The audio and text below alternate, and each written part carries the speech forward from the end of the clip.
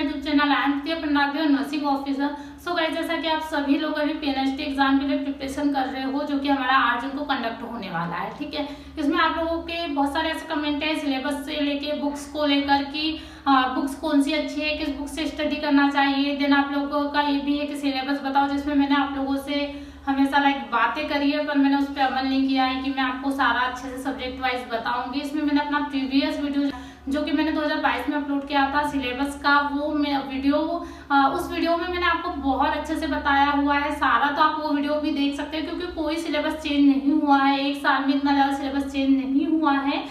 तो वो वीडियो आप लोगों के लिए बहुत हेल्पफुल हो सकता है। ठीक है, डिस्क्रिप्शन में उसके लिंक मैं दे दूंगी, आप वो वीडियो भी जरूर देखना।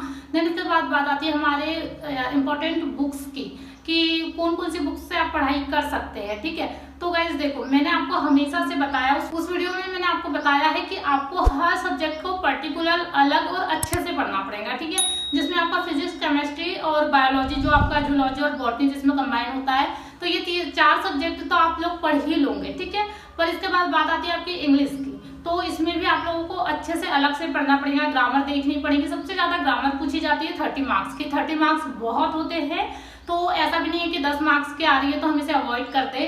30 मार्क्स की आती है, इसलिए हमें इंग्लिश पे भी बहुत ज्यादा ध्यान देना पड़ेगा। ओके, सो फिजिक्स, केमिस्ट्री और जूलॉजी आप लोग बहुत अच्छे से पढ़ लोगे। एंड बॉटनी जो आपको अलग से पढ़नी पड़ेगी, मैंने पहले भी कहा था कि आपको बॉटनी थोड़ी जो है अलग से प्रिपेयर करनी पड़ेगी। देन इंग्लिश भी आपको अलग से प्रिपेयर करनी पड़ेगी, क्योंकि 12th तक कोई इंग्लिश नहीं पढ़ता है इंसान, सिर्फ उसे पास होने के लिए इंग्लिश पढ़नी पड़ती है, या अच्छे जिनके इंग्लिश है वो अच्छे मार्क्स तो ला ही लेते हैं। ठीक है, क्योंकि क्वेश्चन पेपर ही ऐसे बन के आता है जिसमें आधे से ज्यादा आंसर हमें पहले से दिए होते हैं। 12th तक का जो क्वेश्चन पेपर बन के आता है। ठीक है, इसके बाद कॉम्पिटिटिव एग्जाम में इंग्लिश सॉल्व करते हैं तो उसका लेवल, और जो हम 12th तक इंग्लिश सॉल्व करते हैं उसका लेवल एकदम चेंज होता है। तो आप लोगों को ज्यादा इंग्लिश एंड बॉटनी पर भी ध्यान देना पड़ेगा अलग से, क्योंकि ये 60 मार्क्स का क्वेश्चन पेपर होता है, जो कि अलग होता है। ठीक है, then physics, chemistry and zoology आप जो 11th से पढ़ते आ रहे हो उसी में से क्वेश्चंस बनते हैं। फिर रही बात हमारी इंपॉर्टेंट बुक्स की, मैं अपना बताऊं तो जब मैं इस एग्जाम के लिए प्रिपरेशन कर रही थी, तो उस टाइम मैंने अपने पास जो 11th-12th में हम शिवलाल दिग्दर्शिका की बुक्स खरीदते थे उस टाइम। ठीक है, 2016 में जो चलता था सिलेबस, अभी चेंज हुआ है एनसीईआरटी का। देन उस टाइम प्रबोध, शिवलाल एंड युगबोध वगैरह बुक्स थी। ठीक है, तो उसमें से मैंने अपना पूरा जूलॉजी कंप्लीट किया था। मतलब जूलॉजी की बुक मैंने इस तरीके से पढ़ी थी, या बायोलॉजी की बोला जाए तो, कि मैंने उसमें हर एक चीज पे अंडरलाइन किया था, हर एक चीज को पढ़ के देखा था कि क्या है, कहाँ से कैसे क्वेश्चन बन सकता है। तो आपको कोई आपका एक सब्जेक्ट इतना अच्छा रखना पड़ेगा कि हाँ आप उसमें 25 से 27 नंबर तक आप ले ही पाओ। ठीक है, यानी कि 30 में से 25 से 27 नंबर आप लोगों के आना ही चाहिए। इसके बाद हमारी बॉटनी, केमिस्ट्री, तो इसमें हमारे समथिंग 20 नंबर समथिंग आने ही चाहिए, ताकि आपके 10 नंबर्स भी गलत होते हैं तो ठीक है। इसके बाद हमारा जो बात आती है जूलॉजी और बॉटनी, तो इसमें भी हमें बॉटनी एक ऐसा सब्जेक्ट है जिसको अगर हमने थोड़ा सा टाइम दे दिया, क्योंकि ये जूलॉजी से सिमिलर ही होता है, तो अगर हमने इस पर थोड़ा सा टाइम दे दिया बॉटनी पे, तो आपके जो 30 मार्क्स है उसमें से आप 20 से 25 मार्क्स कंफर्म है कि ले ही सकते हो। ठीक है, देन बात आता है हमारी इंग्लिश की, तो इंग्लिश भी ऐसा ही सब्जेक्ट है जिसमें आप 20-22 अगर मार्क्स ले लें तो आप कंफर्म आप क्वालिफाइड हो जाओगे। ठीक है, देन बात आती है हमारी इंपॉर्टेंट बुक्स की, कि आपको किससे पढ़ना है। तो उस टाइम जो हमारी बुक्स चलती थी वो तो ठीक है, बहुत सारे बच्चे हैं जिनके पास अभी भी वो बुक्स है, क्योंकि उनका पहले पास आउट हो चुका है 12th, और उनका किसी का कॉलेज चल रहा है, किसी का कुछ चल रहा है, तो उनके पास वो बुक्स भी है। इसके बाद हमें एनसीईआरटी की बुक्स खरीदनी है, जो कि अलग से आती है, सब्जेक्ट वाइज आती है, जो कि नीट वाले स्टूडेंट पढ़ते हैं, जो कि एम्स वाले स्टूडेंट पढ़ते हैं, यानी एम्स नर्सिंग जिसको करना है। पीएनएसटी में भी अब यही सारा इंपॉर्टेंट हो गया है, क्योंकि जो पेपर का लेवल टफ लेवल का बना दिया गया है, अच्छे ऐसे क्वेश्चंस पूछे जा रहे हैं जो हम नॉर्मल पढ़ रहे हैं 11th-12th में, वो हमें नहीं मिल रहे हैं। तो आप लोगों को सबसे मेन है कि आप लोग जो एनसीईआरटी की बुक्स है वो अलग अलग फिजिक्स, केमिस्ट्री, बायोलॉजी वाइज अलग अलग परचेज करें। इसका मतलब फ्लिपकार्ट में भी पूरा बंच दिया हुआ है, जिसमें 4-5 बुक्स है। तो और अच्छा स्ट्रॉन्ग करने के लिए आप फिंगर टिप्स पढ़ सकते हैं, इसमें भी सारा बहुत अच्छे से दिया है, जिसमें आप लोगों को एमसीक्यूज भी अलग से दिए हैं, उसका सारा डिफाइन करके भी दिया है कि ये क्वेश्चन क्यों है।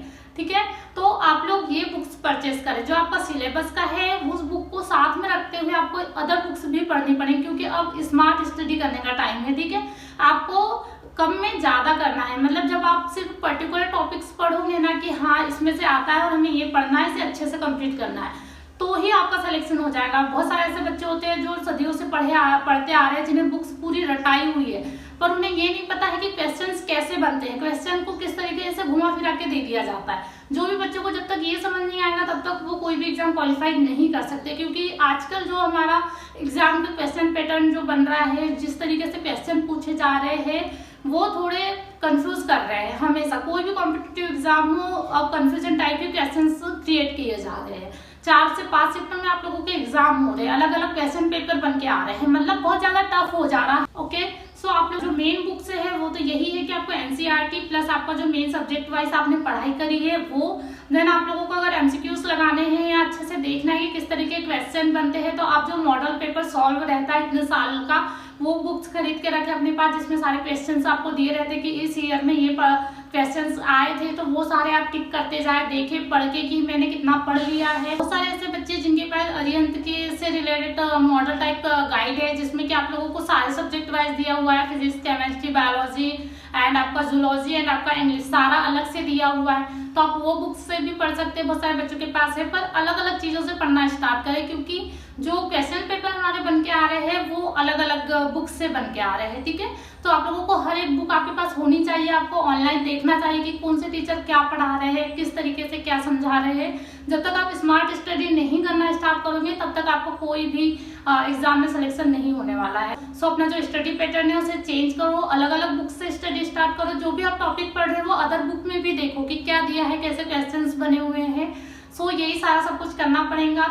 सो अदर वीडियो जो भी आएगा उसमें मैं आपको बताऊंगी कि मैं किस एग्जाम के लिए प्रिपरेशन कर रही हूँ, देन मैं किस तरीके से स्टडी कर रही हूँ। ओके, जो स्टडी मतलब समथिंग मैं कर रही हूँ या बहुत सारे अदर लोग कर रहे हैं, क्योंकि मैं भी किसी को देख के इंस्पायर होती हूँ कि हाँ ठीक है, मुझे भी ऐसे पढ़ना है और इस तरीके से पढ़ा जाता है। ठीक है, तो आप लोगों को भी इन चीज़ों पे ध्यान देना पड़ेगा, आप लोगों को भी अलग अलग लोगों के वीडियो देखने पड़ेंगे कि उन्होंने कैसे क्वालिफाइड किया, कैसे पढ़ाई करते थे, देन उनका स्टडी पैटर्न क्या था। तो बहुत सारी ऐसी चीज़ें हैं जो हम अपने लाइफ में अप्लाई नहीं करते, पर हम दूसरों को देख के वो अपने लाइफ में अप्लाई कर सकते हैं। ठीक है, तो आप लोग भी अच्छे से पढ़ाई करें, मैंने जो भी बुक्स बताई है आप लोगों को जरूर परचेज करें, उससे ही पढ़ाई करें, क्योंकि ये सिर्फ ओनली पीएनएसटी के लिए ही जरूरी नहीं है, आप अदर जो भी कॉम्पिटिटिव एग्जाम दे रहे हैं मेडिकल फील्ड से रिलेटेड, उसमें सब में ये काम आने वाली है। ओके, सो आई होप आपको ये वीडियो समझ आया हो। वीडियो पसंद आया हो तो वीडियो को जरूर लाइक करें, शेयर करें अपने दोस्तों के साथ भी, एंड जो भी आपके डाउट हो कमेंट करके जरूर बताएं। Thank you for watching.